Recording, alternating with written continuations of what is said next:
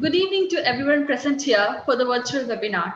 I, Nisha Priyanti J, Assistant Professor, Department of English, on the behalf of Unavoided College Management, faculty, staff, students, and the Department of English, warmly welcome you all to the second day webinar series on Approach, Application, and Appreciation of Language and Literature.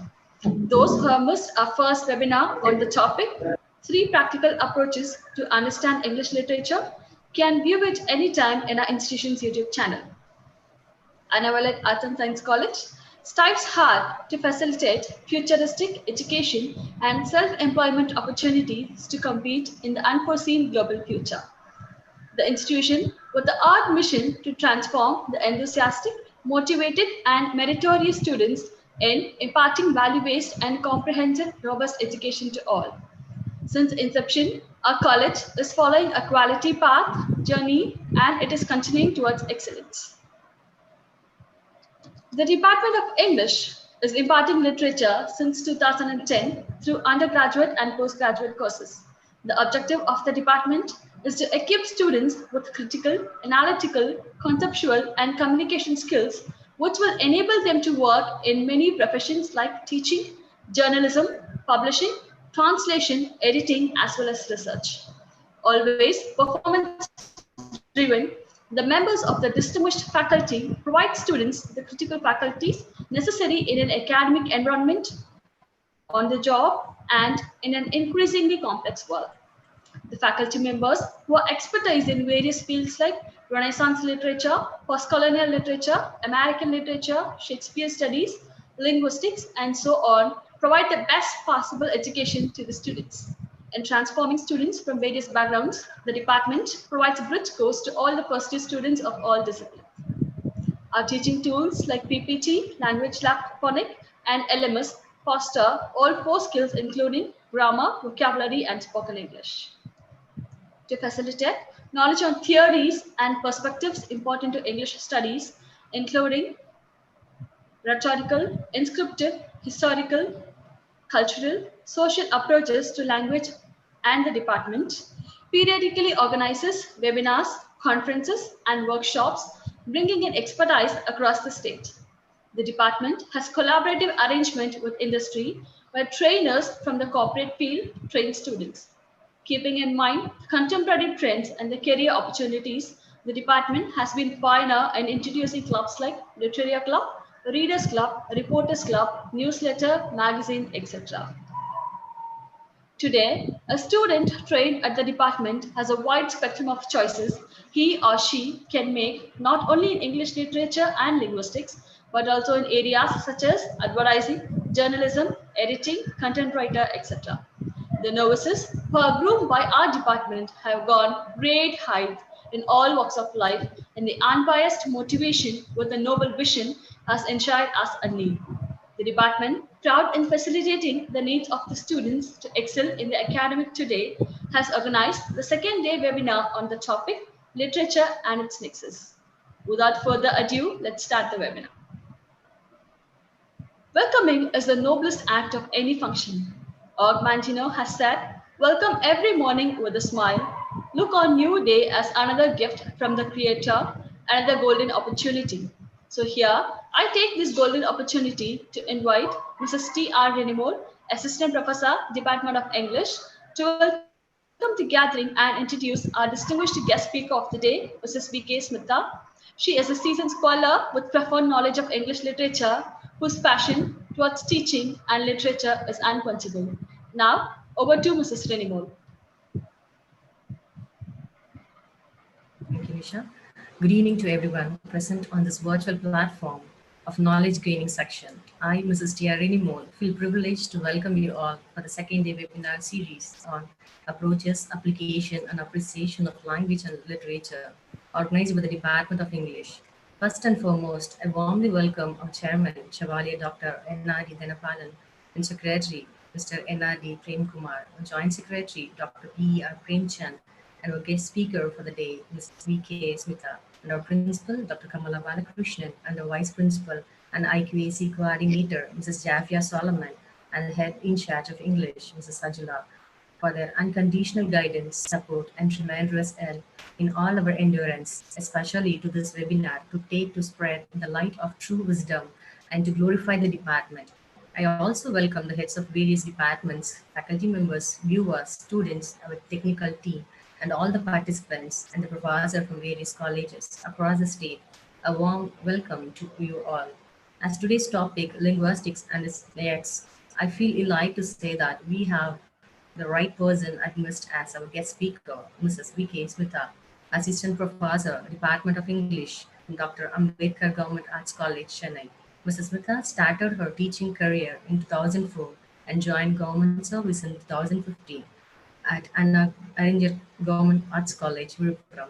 Her area of expertise is Indian writing in English, and she is currently pursuing her PhD in it. She has presented papers at both national and international conferences and attended faculty development programs, and has recently submitted 3 articles for publication. As a MPhil supervisor, she has guided 4 students, and 2 of her students are yet to submit their dissertation. Mrs. Smitha, love for literature is unquenchable, and her passion for teaching is unsurpassable. And here with us, we have such eminent personality to share knowledge on linguistics and its layers. On behalf of the Department of English, once again, I welcome you all. Welcome, ma'am. Thank you. Thank you, everyone. Thank you, Ms. Nisha and Ms. Rini. I take this opportunity to thank the founder and chairman, Chevalier Dr. N.R. Dhanapalan, Secretary, Mr. N.R.D. Prem Kumar, Joint Secretary, Dr. P.R. Premchand, and a special thanks to the Principal, Dr. Kamala Balakrishnan, and the Vice Principal and IQAC Coordinator, Mrs. Jafia Solomon. And my sincere thanks to the department for inviting me to give a lecture or a session, webinar on linguistics and its nexus. In fact, I've been teaching this paper, linguistics, for some time, and it is this work that made me, fascinate on the aspects of linguistics. So, without further delay, let me start the screen, sharing the screen with you, and let me start the session.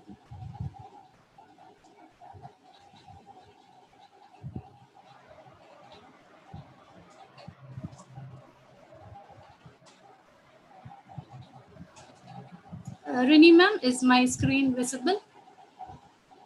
Yes, ma'am. Yes, ma'am. Thank you. Thank you. Yes, so this is my topic, linguistics and its nexus. Before proceeding further, let us find out the purpose of this 1 hour talk.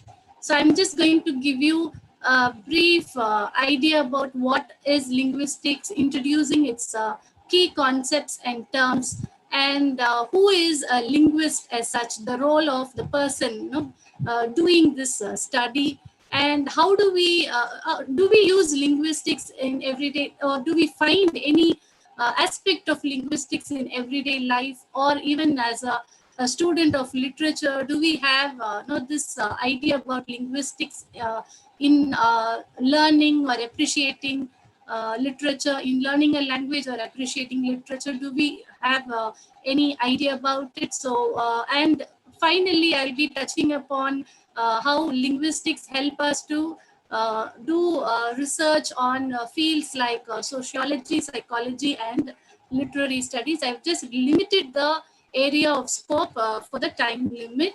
It can exceed further also.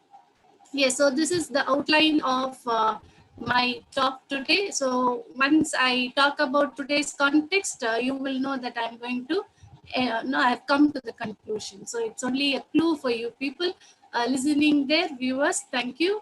And yes, so this is what I'm going to discuss. What is language? What is linguistics? What are the 3 aspects, important aspects of linguistics? And I'll be speaking about it a little bit more on it, and then finally in everyday life. Yes, so when you look at this diagram, this is, as it states, Indo-European family of languages. So before moving on to linguistics, which is a study on language, let us find out what is language. Now, is language very easy? Is language simply something which is like which can be used by us extempore and which need not be thought of in a great deal. Is it so? No. Sometimes we find meaning keeps changing, or sometimes we find the pronunciation of a word changing over time, like what we find in Anglo-Saxon period. If you are literature students, you will know Chaucer's Canterbury Tales. The lines differ from the modern version, the present forms. And we also find that no, the language has been dynamic, it had been flexible all over these years. So what is language? So what do we understand about language? Do we speak, or do we all speak in the same manner? Why is there a difference? So with lot of questions in mind on language, let us see what or where we Indian languages come under. So if you look at this family tree of languages, Indo-European family of languages, you find the first division to be Indian. So there is a reason for choosing this particular picture for you. Normally we show this only to literature students because they have a paper on linguistics. But why I have opened it to all the people who belong to different disciplines is to understand that there is something like a chart being made by a set of or a group of linguists. And how did they come up with this idea? So in the late 18th century, an Englishman, he wrote a paper on Sanskrit. And this particular paper talked about the association or striking rules, certain abiding rules which he could find in Sanskrit, in Greek, in Celtic. So he wrote a paper, and that particular paper brought in a set of other linguists to do comparative linguistics. So they started comparing one language with another. So in so doing, they found that these languages had a set of commonalities which helped them to classify these languages under this tree. So the division that is explicitly shown, like German, West, North, East, and you will find under West English. So normally we use this chart to talk about the place of English in the Proto-Indo-European family. So thanks to Sir William Jones, he has been the person who started this idea on comparing Sanskrit with other Celtic or Greek languages, and thereby we find a lot of linguists doing research on it and giving us this Indo-European family of languages. So having traced these history or hierarchy, or we could say the commonality between the languages, now we will understand that the study on this language or any language in general is linguistics. So linguistics is not just a study, it is a systematic study. So when we say systematic study, again, we are giving something more serious thought on it. We are presenting it as a science. Now, we all have done a lot of science experiments when we were in either the 10th class or in our plus 2. Now, we remember having a notebook set right where we call as the record, where we note down the experiment, the inference part, then later we even go for the result. So if you remember those practical experiments, similarly, we will find linguists doing such scientific methods in studying a language. So it need not be a particular language, it can be languages in general. I think by now you would have understood from the tree of languages. So they did not focus on one language, they focused on different languages altogether. So in general, they studied language, and they were formulating certain rules as well as certain ideas that they derived from their scientific study. So when we say science, of course, no, we find Noam Chomsky talking about, he's an American linguist and a critic too, a philosopher too. So you find a historian also. He's still alive. He's born in 1938. Still, I think now he must be around 90 about. So he has talked about the scientific method, the 3 stages of linguistic inquiry. No, he talks about in that method, in the scientific method, now how no, we first take up something and we start experimenting it, and then finally we give explanation. So we conduct experiments, and finally we give an explanation to it. So we find that linguistic, by as given by Robbins, he says linguistics is an empirical science.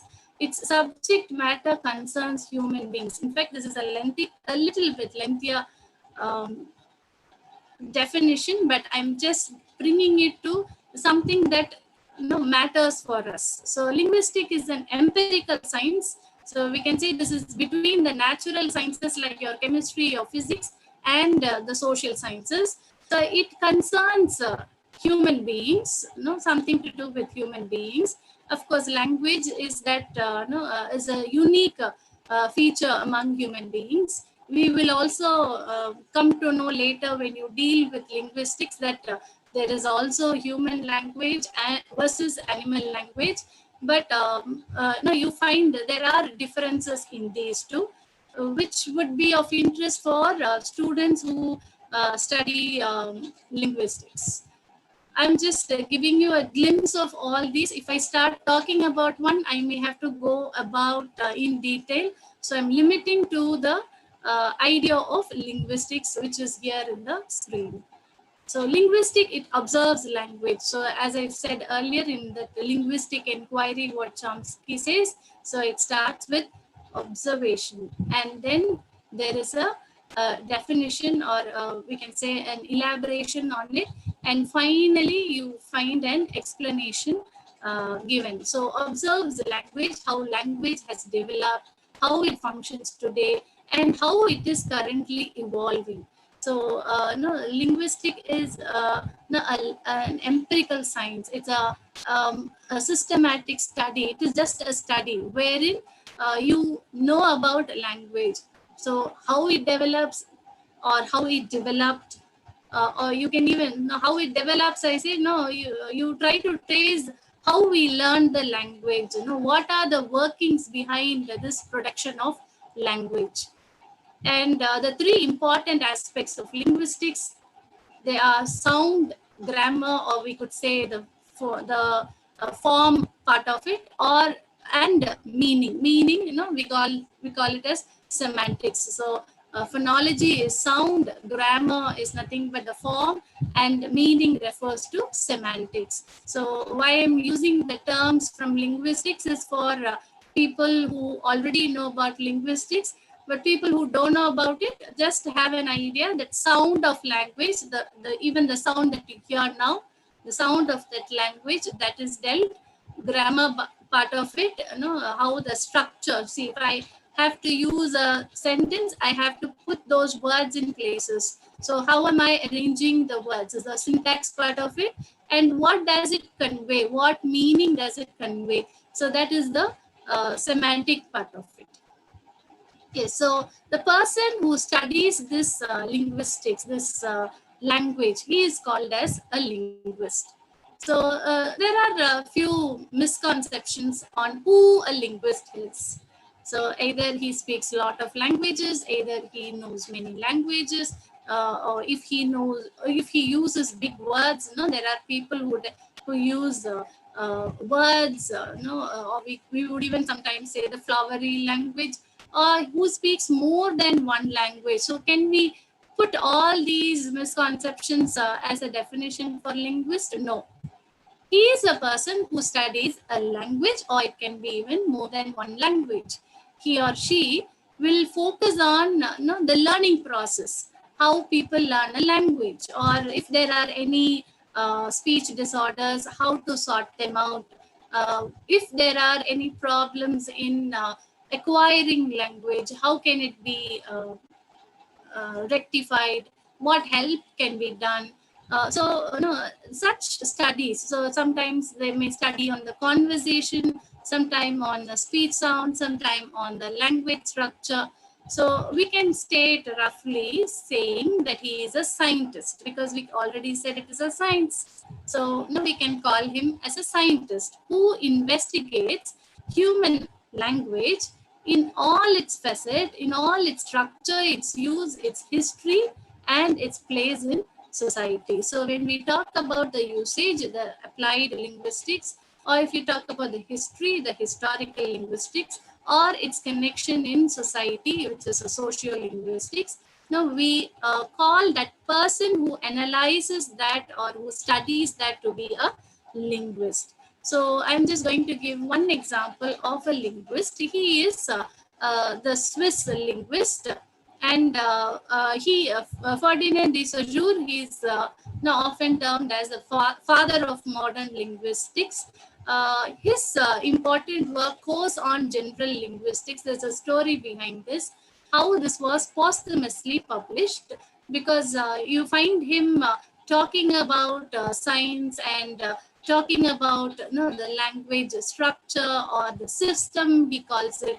And we find that his students, whatever notes that they made between 1906 and 1911, they compiled them as a course on general linguistics, and this was of use for people who started to focus on linguistics. So the prior to him, you find a lot of philosophers were interested, a lot of grammarians, prescriptive grammarians. When we think about grammar, correct usage, you only think about your English teachers, how they correct you very often. So that sort of prescriptive grammar, this has to be said like this, so they give you rules, the correct usage of grammar. So that was those grammarians, and you find philosophers using language, thinking about language. But it is after they Saussure that you find this linguistics or study on language gained then an upper hand, and it became something, a broader view on linguistics happened, and it was even pursued as something intellectual based discipline. So that emergence happened only because of de Saussure's work. So in his work, we find these concepts. One is science. To put it in a simpler way, I have given you an example. So he is saying that language is arbitrary. So how does he say that? So the word dog, for instance, has no intrinsic connection with the animal it symbolizes. See, I have a pen here, but I don't know why I'm calling it a pen. I have a pencil here. I don't know why I'm calling it a pencil. So there is no one-to-one relation. But when you see a crow, you immediately in Tamil you will say kagam because of the color. Or even in English, you find the bird cuckoo, since that the onomatopoeic, that is the sound of the cuckoo is coo. Now we call the cuckoo as cuckoo. So there is a relation. At least we can understand that there is a relation there. Or even a small child would say a dog as bow wow or bow bow, whichever. And we don't know why we are calling a pen or a pencil a pencil. So there is no natural relation to the things they represent. So this is what he says as science. And his approach to language as a self-enclosed system. So he approaches language as a self-enclosed system is, you can say, take a example of this sentence, the cat ate the mouse. So you can place anything there. say, you can say the cat ate the cake or the cat ate the fish. So you can use any of the words and fill it so that it is well formed sentence. So you can create something which is perfect structurally or grammatically correct sentences. So his approach to language as a self-enclosed system, so the concept of system was introduced by him into linguistics. And the conceptual language level of language, of course, the lang and parole, the abstract system of rules is lang, and the representation of those rules in actual sentences or utterances is parole. So this is also another key concept contributed by Ferdinand de Saussure. So now we find a lot of people focusing on parole, the representation of those rules in actual sentences or utterances. Whereas during his period, a lot of linguists and researchers worked on lang, which is the abstract system of rules. No, we don't know why we have to use certain grammatical rules. Yes, so from something unfamiliar, I'm moving on to something which is familiar to you.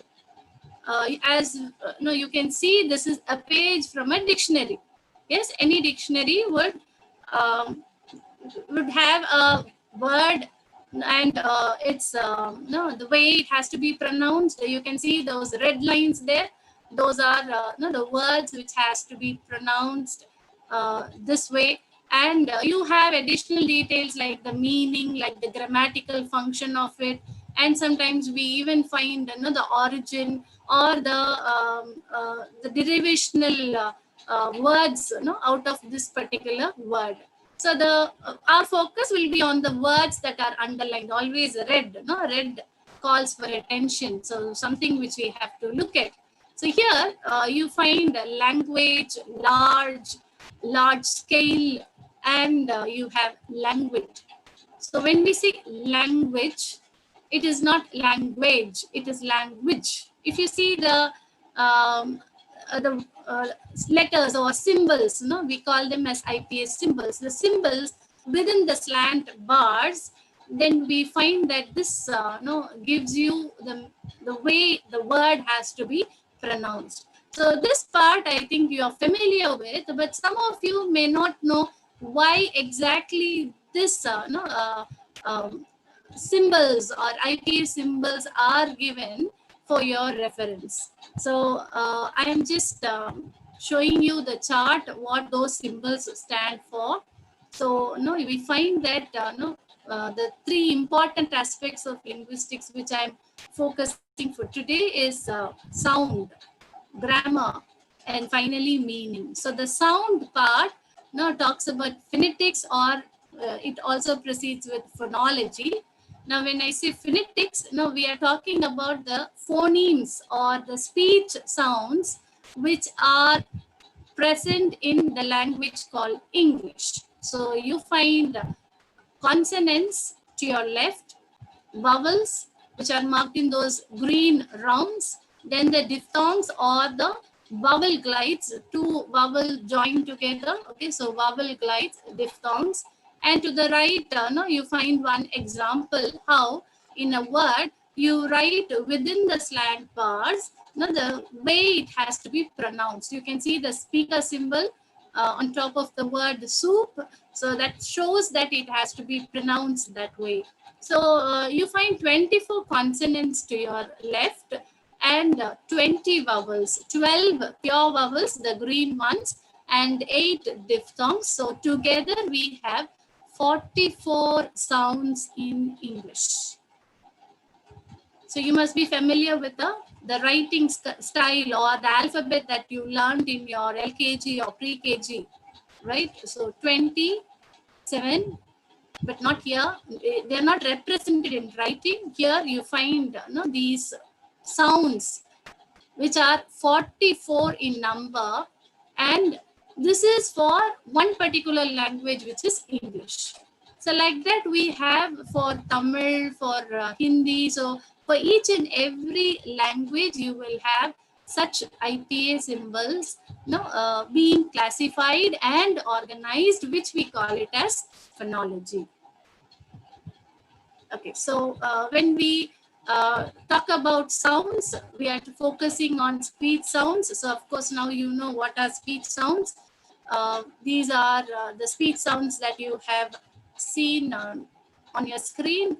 So each of those, the rounds, the green one, the vowels, to your left you had consonants.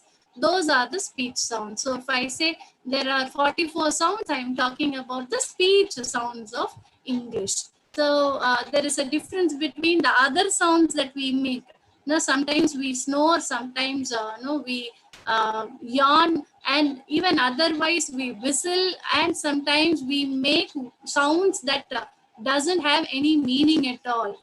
But what is used for speech, that has to be taken into account. So in English, we have 44 speech sounds, and the study of speech sounds, its classification and how it is organized. So we call that as phonetics. And the study of how languages organize sounds. So now how the languages find the sounds in that particular language, that study is called as phonology. So in each language, how the sounds are organized, how they are classified, all that is studied. And for a particular language, we call it as the study, we call it as a phonology. So having understood that sound is the smallest unit of our speech or our utterance, now we can now see the hierarchy. Hierarchy is the stages or the steps. So you find the sounds forming together syllables. So as a child, you find, as soon as the child is born, the child will be with the mother. Or we find as the child grows up, there will be some caregiver, okay, or somebody who cares the child, like the grandmother or the mother herself or the father. So now as the child grows, you find the child starts to make sounds. So the babbling sounds, the cooing sounds that the child makes, those do not make any meaning with respect to the adults' understanding. But of course, we know the mothers understand, right? So the next stage of that speech would be the child trying to produce small sounds. So it would just say pa pa pa pa pa or ba ba ba, and then some later it will have the syllable, one sound joining with another sound, ba ba it would say, or pa it would say. So one pa and a joining together, so you find a syllable forming out of it. And then those syllables, pa pa, it would say, it will call itself as papa, so which means a child. So you find the syllable joining together, making into a word. So morpheme is nothing but if just one part of that word is taken, a word, it has to be divided further. If you can divide it further, make it into smaller parts, that smaller part will be morpheme. Of course, I am going to deal this in the later slide.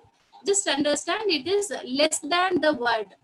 For example, if I say boy, boys, boy is the word. Yes is another morpheme. So I can say there are two morphemes in boys, or girl, girls. So girl is one morpheme. Yes is another morpheme. Girls will have two morphemes, which can exist freely.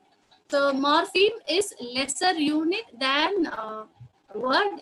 So the next in hierarchy is group of words, phrases, group of phrases, you have clauses, and then the next in hierarchy is sentences. Yes, so as we find that linguistics is a science, and we use most of our mouth organs to speak, this is just the lateral view. Okay, so this view, what you see on the screen, that is the lateral, where your face is turned aside, So you have a lateral view, and you find the nasal cavity on top, then the alveolar ridge. You find the hard palate, the soft palate, and the uvula, the pharynx part there. Then you have the tongue, the vocal cords, and larynx. I'm not going to deal this in detail, but I should also tell you that for English, we use pulmonic, which is the lung air, and aggressive, no, whatever air that we leave out or exhale, that air is blocked by some of the organs. Okay, so sometimes we find the two lips coming in contact, and then all of a sudden it would open like pot, pa. Just try saying pa. So you will find the lips closing tight, and when you open it all of a sudden, the air comes out. So if there are obstructions in any of these organs of speech, then those sounds produced are consonant sounds. If there is no obstruction, if there is no contact being made between any of these organs of speech, then what we utter is a vowel sound. So in fact, we find I, all that don't have any of those, your Tamil doesn't have any obstruction. Whereas ka, na, so everything has an obstruction. You can find that some of your organs moving toward another organ. All these gives us an idea on what are consonants and what are vowels. In fact, we can even use these methods to understand whether the word starts with a consonant or a vowel in order to use those articles. Yes, so the first part, sound part, I have given you a few idea on what phonemes are, and how phonemes play an important role in analyzing a language, because we are not using language only for the written part. We use it also for spoken form. So it is both spoken and written form. So here in grammar, as we all know, it normally helps us to form correct use of language. So here I've given you the prescriptive form. Prescriptive form is nothing but how language has to be used. Okay, so like what are the norms, what are the rules that has to be followed while using a language. So as you remember, I've told you how before de Saussure, the linguist, you find the grammarians, they were the ones who were trying to find the rules for grammar. So more study on language happened with the focus on grammar. And then we move on to the morphemes, which I said as the next in hierarchy to the syllable. So morpheme is the smallest unit of a word. The study of morphemes, we call it as morphology. These are the types of morphemes. So as I said earlier, boy, boys. So boy is something which can stand alone, which can make meaning. So that word boy or the word girl in girls can stand on its own and it will give us meaning. But the S, the inflection S, to convert the noun, singular noun to plural, that doesn't stand alone and convey any meaning. It only has one part of it, or it only gives a different grammatical component for it. So free morpheme is something that can stand alone, the stem word. And bound morphemes are, sometimes you have all these inflections or suffixes, prefixes. So all these which cannot stand alone and give you meaning, those are called as bound morphemes. So depending on that, the morphemes are divided into lexical, functional, derivational, and inflectional. Now here is an example, a sentence. You are listening to the talk now. So you are listening to the talk. Each of these words make meaning. Each of these are morphemes, except for that word listening. So there is that ing, which is an inflection. So we call this as an inflectional morpheme, and it is bound. When we say bound, it cannot stand alone and give us meaning. It has to attach to something else, the stem word, and then it can give us a meaning which is something different from the stem word. So listening, it gives us that progressive form of the word listen. Yes, so finally, syntax, when we have words arranged in order, uh, that is syntax. So making sentences is what we get out of syntax.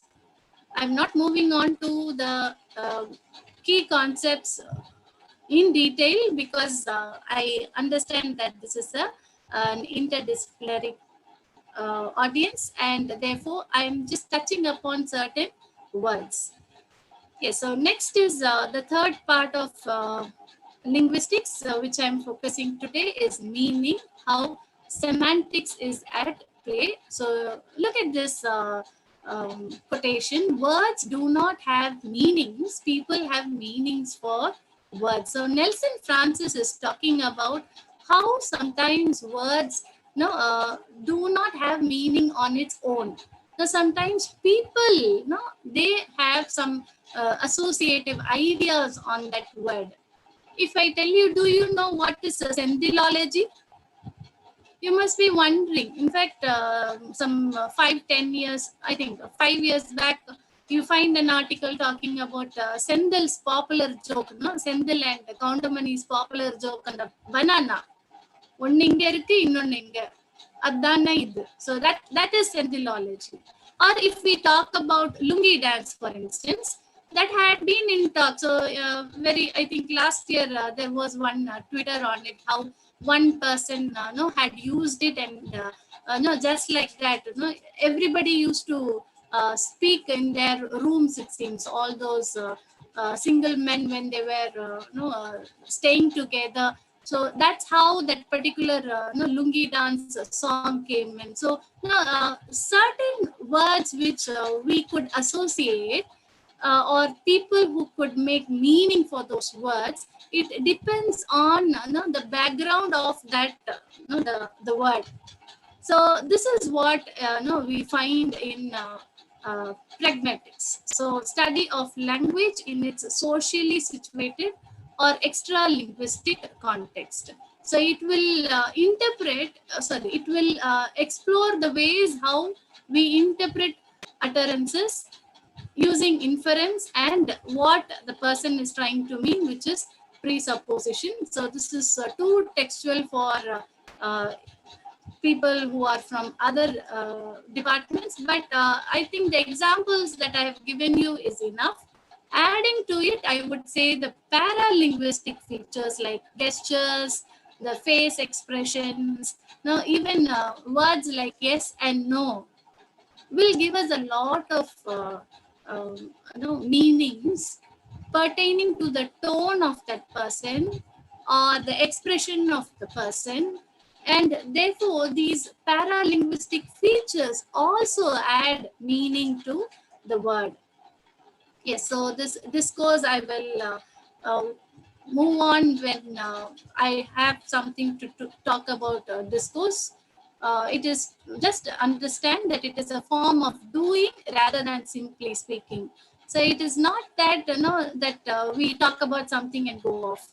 No, all our talk is not like that. No, something you hear in this ear and then leave it in the other ear. No, there are certain things which you wanted to be followed, to be understood, to be heard, to be listened, to be pursued. So that sort of doing is given more importance. Yes, as I said, discourse analysis, it examines the natural use of everyday language, including gender differences, gestures, language and politics, among many others. So we can analyze a text using linguistics, or as a linguist, you can look at the gender differences, the gestures that they show just by using the language written in the literary text. So no, we find even socio-linguistics, it will talk about the social context. So how language is used to tell us about who we are and what we know about the society. So we find a lot of study being made on the association between language and society. And when that is done, we call it as social linguistics. Appreciating literature, interpreting literature, all that can be done by analyzing the language. So we find sociolinguistics also playing a significant role in the recent researches. So we find gender biases, gender differences, and there is something called as binary model of language, which emerged in structuralism, and that we could even incorporate in our literary research. Yes, multilingualism is how people are now multilingual, lingual, and how what happens to them. Like, are they able to give, say, for example, if I know 2 or 3 different languages, do I know them all in all forms? How does it help me? Like learning one language, how does it help me in no learning another language? Does it affect my cognitive skills? No, that sort of research can be done on multilingualism, and we find some bilinguals, some researchers talking about bilinguals, how their cognitive cognitive skills are good. Yes, and there are also references or recent researches on cross-cultural influences which are set through language. So we can find these language indicators in our everyday life, in reading newspapers, even by watching advertisements. We can find the languages, how the meaning have changed over time, or what meaning it gives right now. Yes, so I'm just going to spend some time on the questions that I have put forth for you. Is there a difference when we speak with our friends, with teachers, or with family members? Or are we speaking in the same manner, with the same tone, with the same stress, and the same choice of words? Is there a difference? Is the listener making the actual meaning of what the speaker tries to say? So if I am trying to talk to you about linguistics, am I making meaning? Do you find anything meaningful in my talk? I know some people would be typing no, nothing. Coming back, do you type or write a WhatsApp message similar to the short or paragraph answers in a text or examination? Do you write it in the same way? Of course, as teachers, we find a lot of students writing all these abbreviated SMS languages. Please do not do. There should be a difference. This is what I'm trying to emphasize. Is there a similarity or difference among individual speakers of same language? So we find whether no uh, there is a difference between each person's talk. So one person will differ from another person's talk, even though we may belong to the same family, and we may also belong to the same house. Still, there may be a different difference in the way I speak from my siblings' speech. So there is no similarity. Now, why does this occur? This can be dealt in a different way. So is it the environment factor? Is it the education that you have gained? So where do we get words to express our thoughts? In fact, no, how do we think about these words? How do we say? How do we utter a word? No, how does the word come to us? Does a word remain the same throughout? Like if a word is used in Chaucer's period, does it give the same meaning throughout? Of course not. Is there any advantage when we know more than one language? I'm just talking about the multilingualism. Is there any advantage of being a bilingual? Of course, I said there are certain recent researches that being bilingual has a good help or an aid for learning. And why do we find losing their ability to speak after a stroke? Sometimes we find the person may be in their middle age and all of a sudden there is a stroke and a paralytic attack, and then they don't speak. They had been speaking, but then they don't speak all of a sudden. So why does it happen? How do differently able people, that is the deaf and the dumb people, speak to each other? So we all know this is sign language. Now, is that another form of language? What do they do? Is there any changes in that sign language, or has it been the same? Why do languages die? Something very important for us, because we have to also think about languages that are endangered, like our tigers and rhinoceros. Yes, so having these questions in mind, I'm just giving you, a few insight or few answers to them. Yes, so language is, it affects personal identity. So each of us have our own way of expression. So, and even in that expression, we find it is formal and it is informal. Of course, neuro-linguistics helps us to understand, how we can learn a language, how we can set right certain disorders, speech disorders. Languages, they live as long as we use them. So knowledge on linguistics, it will help us to communicate very well, because I told you, I don't know whether you could understand what I am thinking about linguistics and what I am trying to tell about linguistics. So knowledge on in linguistics, it will improve each other to understand well. It contributes to translation or interpretation activities. Of course, when I had to think of a Tamil word for linguistics and its nexus, மொழியியல், I know for nexus, தொடர்புகள், it can be, or it is the central focus. So, or you can say connections. So I really did not know how to put in for that particular word. So doing linguistics will help you to move further by translating text and being an interpreter. Or you can even give subtitles. So there are such opportunities in your life.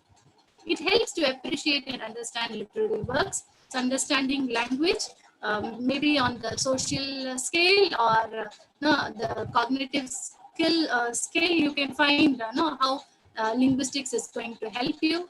It assists in literacy efforts, how to learn a language.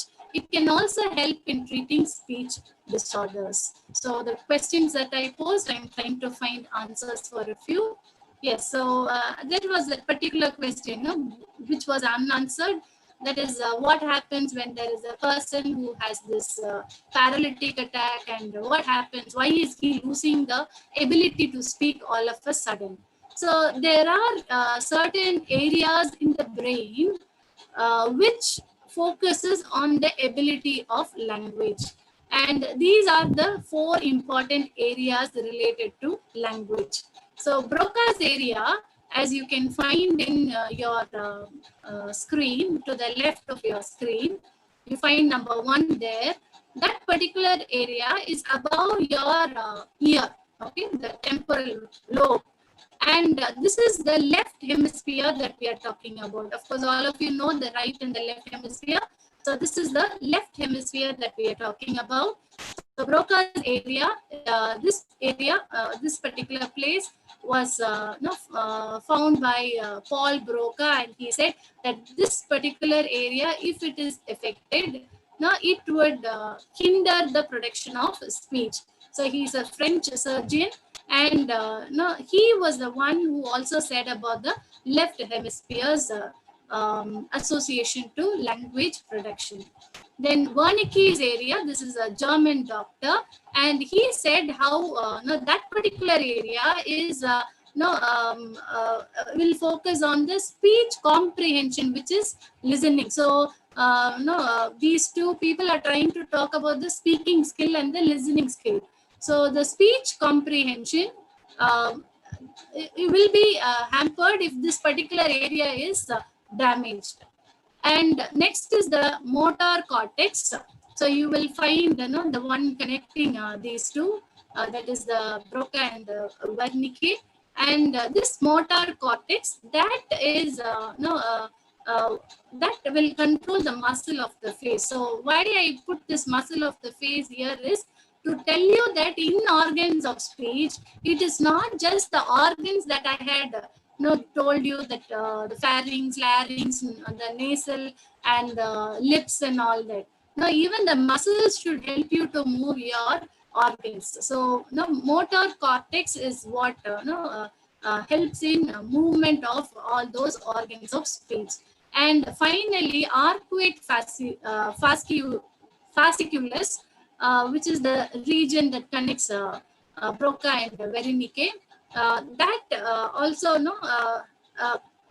is one part of it. This is in fact found by Wernicke himself, and he says that this connection, that is Broca's area and Wernicke's area, has to be connected, and this will help in understanding and in producing speech sounds. So this is just to give you an idea how the brain activates and how the linguists study about the language acquisition. Yes, so these are some of the ideas which the instruments that are used for speech analysis.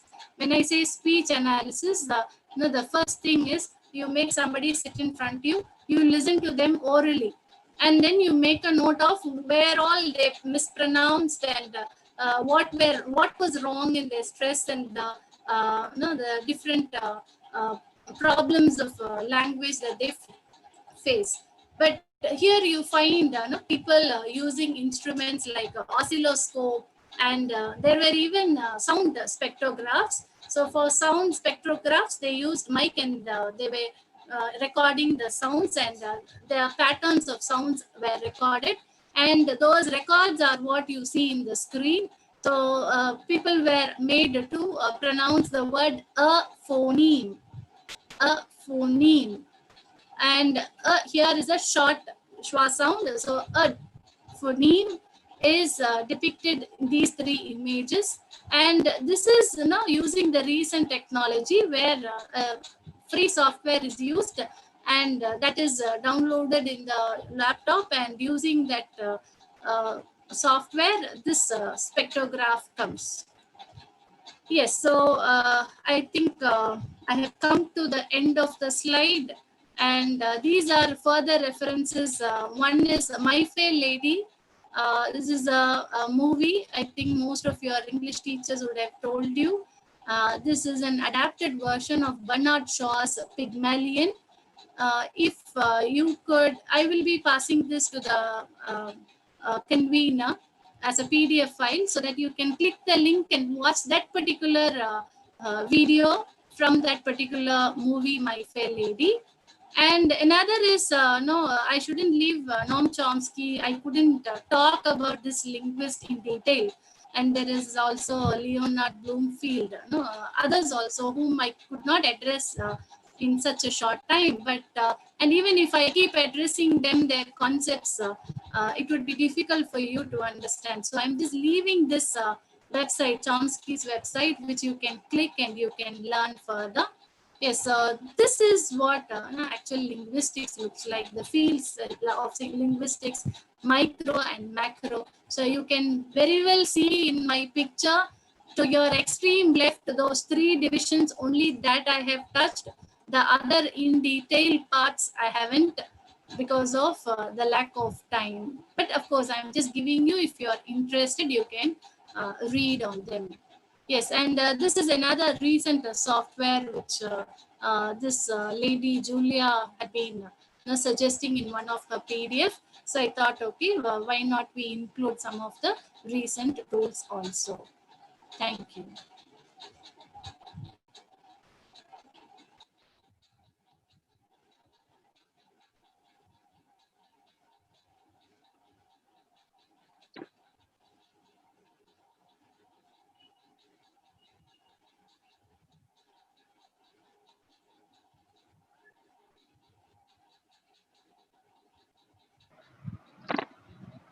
Thank you, ma'am. Thank you, Nisha. Yes, ma'am. Thank you for introducing the key terms and concepts in linguistics, ma'am. Linguistics usually is taught as a dry and boring subject, but your enlightening session on the aspects of linguistics like semantics, phonology, and everything in a simple way kindled interest in us to study linguistics. Thank you once again, ma'am. Participants, kindly fill the feedback form posted in the chat box to receive your e-certificates, and kindly subscribe to our institution's YouTube channel to receive more updates on upcoming webinars. And now, ma'am, we have few questions posted in the chat box. Shall I ask those, ma'am? Yes, yes. Yes. Okay, ma'am. So the first question is from Revati Dhanashega. Yeah. She has asked, what is linguistic strategy, ma'am? Linguistic strategy. So I think it is regarding the evolution of language, which I'm not sure about, but let me find out and let you know, because as far as I have an idea about linguistic strategy, it talks about how the languages came up, um, what were the subfields which were involved in it, now how the language evolved. I cannot, I don't know about linguistic strategy in detail. Let me inform you, maybe reply in her chat in detail. Thank you, ma'am. So the next question is from Subhashini Ramachandran, who has asked a question. Chomsky's theory of universal language claims that a certain set of structural rules are innate to humans, but some claim this is possible only if it belongs to one family language. Do you agree? Yes, what she says is, I'm sorry, who said, who was the person? Subhashini Ramachandran. What she says is right. It's intuitive knowledge that, or the competence that we talk about. So if you ask me personally, I think one language family, if the text belongs to that particular one language family, in fact, those rules would definitely match. And I would also add that the way how people started dividing those languages. In fact, those languages, for example, one example which I could tell you is they would compare different languages. And when they were comparing different languages, they found that things like the relation between the father, mother, son, daughter, the words that were used for relation. And no, in fact, the numbers, they had only 10 fingers, so they had only 10 counts. So no, they were using only such words to compare the languages, and they called it as a set of cognates. So yes, to possibly, I think it is one family that they should belong to one family. I think, and I assume that it should be that. Okay. Thank you, ma'am. Again, Subhashini Ramchandran has another question, has asked another question. Ma'am, can theory of sociolinguistics be used as hypothesis to defend native rights of one state in a multilingual country like us? Of course, I think we can, because sociolinguistics talks about the language in and its importance in the society. So definitely we can, because no, the examples that I gave only from our own region. I haven't gone. I've just used all these Tamil words. There's another word which I would like to bring to your notice. The word, maja in the Ghana songs. when I was looking through the words that the Ghana songs my students used to sing, and they were using the word maja. And I was thinking what this maja means, and I was asking the children, and they said, "Ma'am, it is no something like being extremely happy, the bliss we say, the bliss," they said. And I was asking them how that maja might have come into our Ghana songs, and maybe it must be from the northern Mazda part. We don't know. So if a linguist can go interpret and find out those details, that would be an interesting addition to the Ghana songs as well, the language used in Ghana song. So talking about social linguistics, yes, we can in fact talk about the particular place. Yes, that's possible. Thank you, ma'am. And the last question is from Anushya, who has asked, how many languages do we need to know to be a linguist, ma'am? As I said earlier, there is a misconception that people need to know more languages, more than one. In fact, more than one will only make us uh, a, a person to understand other languages. It would only help us to understand other languages better. Um, in fact, knowing just one language thoroughly, that will help you to understand the differences in the meaning, to understand the sound differences, or the changes that has happened over the years. So that is possible even if you know just one language. If you know more than one language, it will help you to understand the grammar of that language, or the pronunciation of that language. No, I would like to add here one more event that comes to my mind. When we speak with people, strangers, total strangers here in Tamil Nadu, now when we address an elderly person, we call them Periyavar. Yes, now we have no in informal context they say kedam and all that, right? So no, that the word periyavar has gone off. Now I don't hear such references in any of this years, or this period. And even now we find a lot of children calling us only auntie. No, there is no other references. So no, we find there are changes happening. So this can also be studied as a linguist. Thank you, ma'am. Thank you for answering the questions. Thank you. Gratitude is the fairest blossom which springs from the soul. To show our gratitude and to thank everyone who are behind the success of the second day webinar series, I invite Ms. Rajeshwari, Assistant Professor, Department of English, to propose the vote of thanks. Thank you, Nisha. The essence of beautiful art is gratitude. I deem it a great honor to propose vote of thanks to all who have helped us in making this webinar such a resounding success. First of all, I would like to acknowledge a gratitude to the speaker, Mrs. V.K. Smita, for gracing today's webinar with the intellectual thoughts and guidance to the students on approaches to the linguistics and its nexus. I would like to express a profound gratitude to the management, our college secretary, Mr. N.R.D. Prem Kumar, Joint Secretary, Dr. P.R. Pension, Principal, Dr. Kamala Balakrishnan, Vice Principal and I2SC Coordinator, Dr. Solomon, for the guidance and moral support. I extend my thanks to our beloved HOD, Mrs. Sajula, and fortunate team members of English Department who made this webinar a grand success. A special thanks to the technical team for the unflinching support and coordination. A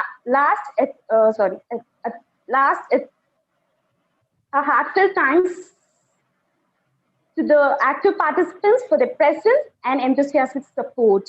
We look forward to see you all in the upcoming session. Good luck. Thank you. Thank you, Ms. Rajeshwari. We have come to the end of the session. I thank everyone who joined us today. Hope our webinar today has been an eye-opener to understand linguistics and its nexus.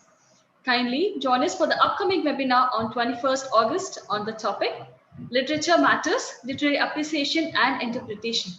Until we meet you in the next session on 21st August, this is Ms. Nisha Priyanti signing off along with Mrs. Renimol and Mrs. Rajeshwari.